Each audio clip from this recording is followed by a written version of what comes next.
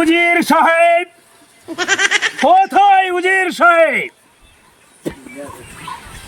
দাস করেন মহারাজ, আপনি কি বলছেন বলেন, আমি এখানে আপনার সামনে উপস্থিত হয়েছি মহারাজ।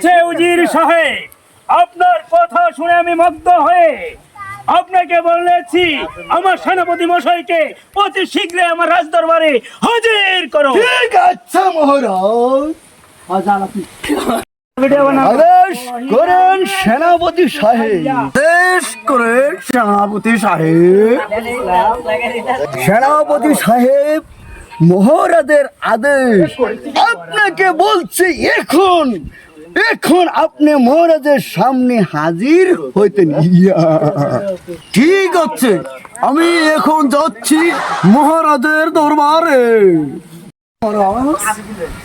বলুন সেনাপতি সাহেব, আমাদের রাজ্যের কি হাল? আমরা খাবো কি বাল? এখন আমরা আর খাবো কিসের বাল? খাবো এখন আমরা গুড়ার বাল। তবে চলুন সেনাপতি সাহেব, এইভাবে বসে থাকলে আর লাভ নেই।